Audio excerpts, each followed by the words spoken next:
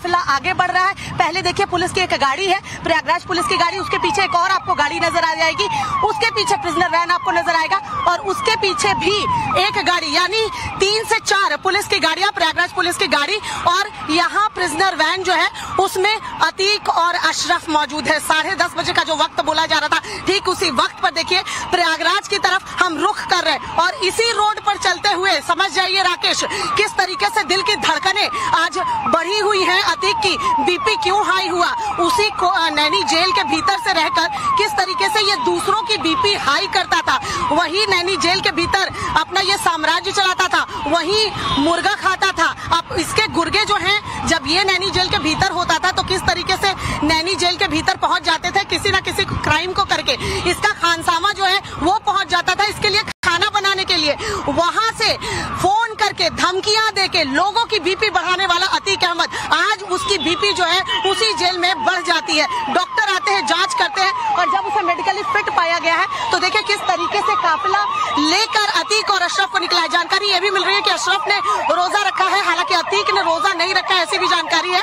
और किस तरीके से अभी फिलहाल क्योंकि 11 से 11:30 का वक्त, ये देखिए यहाँ से काफिला जो है वो मुड़ गया। हम कह रहे थे कि 2 रास्ते हैं जाने के प्रयागराज सीजीएम कोर्ट, यहाँ गोल चक्कर से काफिला जो है वो मुड़ गया है। हालांकि हम लगातार प्रिजनर वैन के आगे चल रहे हैं और तस्वीरें अपने टाइम्स नाउ भारत के दर्शकों तक पहुंचाने की पूरी कोशिश कर रहे हैं। जिस तरीके से साबरमती से लेकर प्रयागराज के इस नैनी जेल तक हमने तस्वीरें दिखाई हैं, यहाँ से नैनी जेल से हम इसको प्रयागराज कोर्ट तक लेकर जाएंगे। रिमांड अगर आज 14 दिन की मिल जाती है फिर इसको कहाँ शिफ्ट किया जाता है, हम वो तस्वीरें भी अपने दर्शकों को जो है दिखाएंगे और शायद वापस इसे नैनी जेल ही लेकर आया जाए। या जो बात कही जा रही थी कि जिस तरीके से बैरक तैयार है, इन्वेस्टिगेशन के लिए रूम तैयार है, सवालों की फहरिस्त तैयार है, टीम तैयार है, तो सभी को बस अब इंतजार है कि इसे प्रयागराज कोर्ट लेकर जो है वो पुलिस की टीम जो है वो पहुंच जाए। और साथ ही साथ देखिए किस तरीके से वहां पेशी के दौरान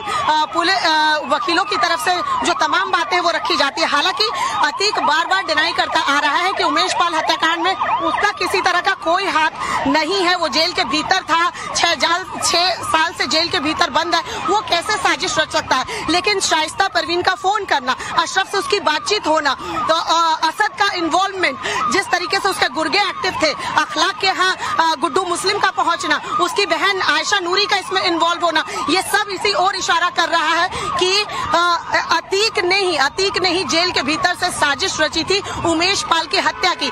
उमेश पाल कौन, जिसने राजू पाल की हत्या के खिलाफ जो है अतीक के सामने मोर्चा खोल लिया था इसी प्रयागराज में। और इसी प्रयागराज की इन सड़कों पर आज अतीक इस प्रिजनर वैन के भीतर, उसके दिल की धड़कनें बढ़ी हुई हैं, उसे घबराहट हो रही है, उसे लग रहा है कि पुलिस की रिमांड जब दे दी जाएगी तो यही पुलिस जिसको वो कभी कुछ समझता नहीं था, आज ये पुलिस जब पूछताछ करेगी, जब वो जो टीम बनी है, जो सवाल पूछे जाएंगे उसके जवाब उसे देने होंगे। उसके परिवार के ऊपर आफत है, चौतरफा उसका परिवार जो है वो घिरा हुआ है। और किस तरीके से देखिए यहाँ उसकी बीवी की तलाश की जा रही है, 25,000 से इनामी राशि जो है 50,000 शाइस्ता परवीन के लिए बढ़ा दी गई है। असद की तलाश की जा रही है, उसका बेटा अली ऑलरेडी नैनी जेल में बंद है। खबरें तो सूत्रों के हवाले से ये भी मिली थी कि अतीक ने अपने बेटे से मिलने की इच्छा जेल के भीतर जो है वो जाहिर की थी। हालांकि इसे हाई सिक्योरिटी बैरक में रखा गया था और जाहिर सी बात है लगातार सीसीटीवी से निगरानी जो है वो रखी जा रही थी, तो ऐसे में इसे इजाजत नहीं मिली। लेकिन ये वही नैनी जेल है राकेश, आपको याद होगा जब एक दौर था 80-90 का, जब ये अपने पिता के साथ, अतीक अपने पिता हाजी फरोज के साथ इसी नैनी जेल में कैद था। और आज देखिए समय का पहिया कैसे घूमा है, खुद अपने बेटे अली के साथ इसी जेल में मौजूद था अतीक अहमद। तो शायद पुराने दिनों की याद भी उसे ताजा हुई होगी, कैसे खुद पहले बाप बेटे उस जेल के भीतर थे, आज खुद इसका बेटा उसी जेल के भीतर अली जो है मौजूद है। तो शायद ये वजह हो कि उसने अली से मिलने की इच्छा जाहिर की। हालांकि ये सूत्रों के हवाले से खबर है, इसकी पुष्टि टाइम्स नाउ भारत जो है वो नहीं करता है, लेकिन हो सकता है कि उसने इच्छा जाहिर की हो। अब यहाँ से लेके जो सफर है प्रयागराज कोर्ट तक का, वो समझिए उसकी दिल की धड़कनों को बढ़ाता हुआ जा रहा है। अशरफ जो कि उमेश पाल अपहरण केस में ठीक है श्वेता, आप लगातार बोलते रहिए क्योंकि आप प्रयागराज पुलिस के काफिले के साथ हैं और आप ज्यादा बेहतर तरीके से तस्वीरों को बता रही हैं। केवल दो बातें मैं ऐड कर दूं, नैनी ब्रिज से आगे आप बढ़ चुकी हैं, यमुना नदी पर बना नया पुल, और इसके आगे बालसन चौराहा, बालसन चौराहे से आगे बढ़ता हुआ ये सीजीएम कोर्ट की ओर रुक कर जाएगा ये पूरा काफिला। और एक और बड़ी चीज अहम है, चूंकि आम ट्रैफिक है और ये एक बड़ा संदेश है, क्योंकि अतीक अहमद का पहले काफिला निकलता था तो लोग हट जाया करते थे, लेकिन अब आम ट्रैफिक के बीच में एक बड़ा संदेश कि अतीक अहमद का साम्राज्य किस तरीके से पत्थर की ओर है। श्वेता, वो गवाही न दे, लेकिन उमेश पाल घबराया नहीं। और देखिए उमेश पाल की हत्याकांड में आज इसकी रिमांड लेने के लिए जा रही है, यानी एक गुनाह को छिपाने के लिए राजू पाल की हत्या जिस तरीके से 25 जनवरी 2005 में की गई थी धूमनगंज इलाके में, जब वो अपने पूरे काफिले के साथ उस दिन मौजूद नहीं था, उसके साथ उस दिन कम लोग मौजूद थे, किस तरीके से चौतरफा उसे घेर कर गोलियों से छलनी कर दिया गया था। सिर्फ इसलिए राजू पाल की हत्या की गई थी क्योंकि राजू पाल ने अशरफ जब इलाहाबाद पश्चिम सीट से खड़ा हुआ था, जब अतीक ने फूलपुर सीट से सांसद बना था और इलाहाबाद की पश्चिम सीट खाली हुई थी, तो अशरफ के अगेंस्ट में राजू पाल जो है उसने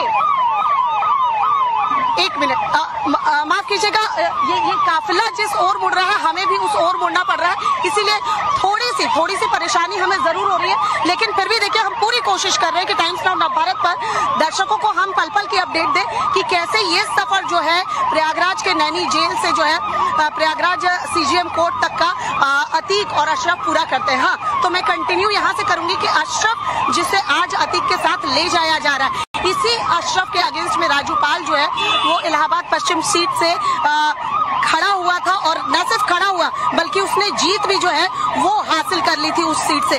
तो उसके बाद अतीक इतना बौखला उठा कि उसने किस तरीके से राजू पाल पे कई हमले कराए। हमलों में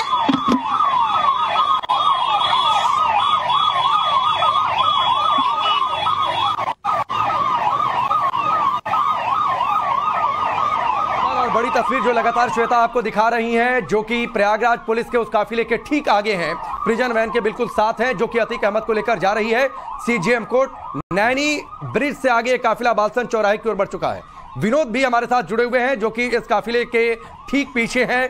विनोद, किस जगह पर यह काफिला, मुझे लगता है कि शायद बालसन चौराहे के आसपास है, उससे आगे बढ़ रहा है।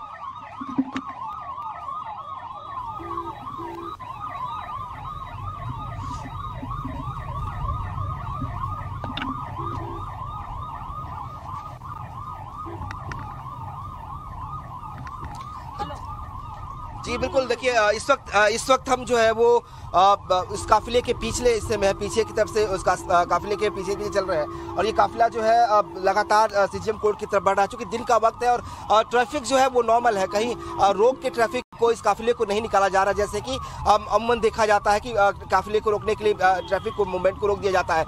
इस काफिले के साथ ऐसा नहीं है। अब उसको एक आरोपी के तौर, एक अभियुक्त के तौर पर कोर्ट में पेश किया जा रहा है, और उसके लिए कोई वीवीआईपी अरेंजमेंट ऐसा होगा ऐसा बिल्कुल देखने को नहीं मिल रहा। नॉर्मल ट्रैफिक के बीच अतीक का जो है वो प्रिजनर वैन जो है वो कोर्ट की तरफ बढ़ रहा है, और इस वक्त कहा यह जा रहा है कि 10 मिनट का और फासला है जब अतीक जो है सीजीएम कोर्ट पहुंच जाएगा। और आज जो कि ये तय किया गया था कि 11 बजे से कोर्ट में पेश किया जाएगा, तो जो तय वक्त है उसी हिसाब से पूरी प्लानिंग की गई थी, उस हिसाब से जो आगे बढ़ा था। और अभी जो अतीक है वो करीब 10 मिनट के अंदर जो है कोर्ट पहुंचेगा, और वहाँ पे फिर पुलिस जो है कानूनी कार्रवाई जो है वो शुरू होगी। पुलिस चूंकि चाहती है कि इसका रिमांड ले, इससे पूछताछ करे, और पूछताछ कर इसे इस पूरे मामले में अब आज के बाद जब कोर्ट में पेश किया जाएगा, उसके बाद ये दोनों आधिकारिक तौर पर जो है आरोपी बनेंगे इस मामले के, क्योंकि दोनों जेल में हैं और अलग अलग मामलों में है। पहली बार ऐसा होगा कि दोनों उमेश पाल हत्याकांड के मामले में या तो जेल में रहेंगे या पुलिस रिमांड पर रहेंगे। तो ये अब आज कोर्ट के इस फैसले के बाद तय होगा कि कोर्ट उन्हें जेसी देती है, जुडिशियल कस्टडी में रखती है,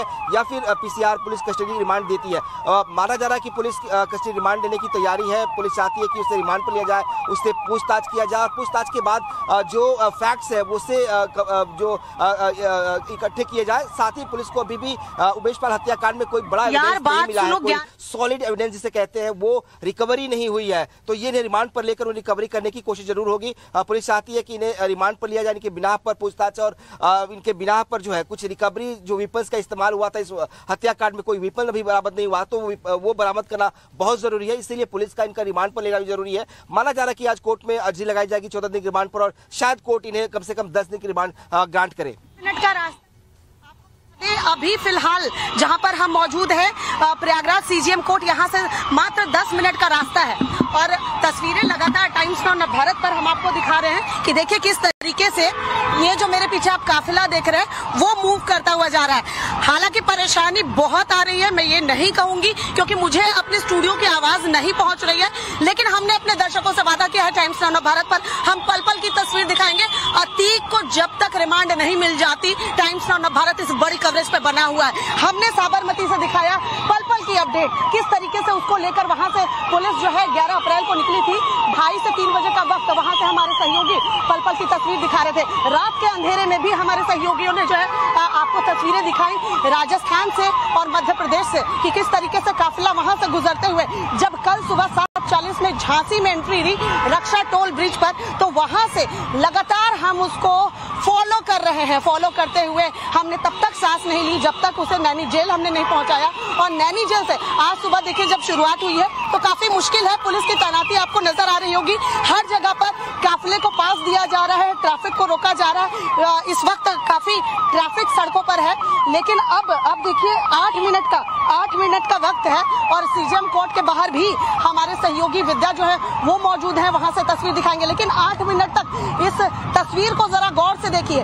और अतीक जो कि प्रिजनर वैन में मौजूद है उसकी दिमाग में क्या चल रहा है उसको मैं अगर आपको समझाने की कोशिश करूं तो आज सुबह उसकी बीपी जो है वो हाई हो गई थी। बीपी हाई होने की वजह आप समझिए, यही नैनी जेल है जहां कभी वो अपने पिता के साथ 90 के दशक में बंद था। 1983 पहला एफआईआर जो है इसी अतीक अहमद के खिलाफ दर्ज हुआ था, मतलब 80 के दौर में पहला एफआईआर। 1989 जब ये पहली बार निर्दलीय इसने विधायकी का चुनाव जो है वो लड़ा इलाहाबाद पश्चिम सीट से, 5 बार से वहां वो विधायक रहा। यानी इलाहाबाद तो जैसे ये जो कुछ भी करे, इलाहाबाद इसका घर था, पूरे इलाहाबाद में इसने अपने अपराध का साम्राज्य जो है वो बढ़ाया। आतंक और दहशत के दम पर अपना नाम, अपने आप को माफिया जो है वो घोषित कर दिया, डॉन घोषित कर दिया। इन्हीं सड़कों से जब ये होकर गुजरता था तो इसकी लग्जरी गाड़ियों के लिए रास्ते लोग जो है खाली कर दिया करते थे।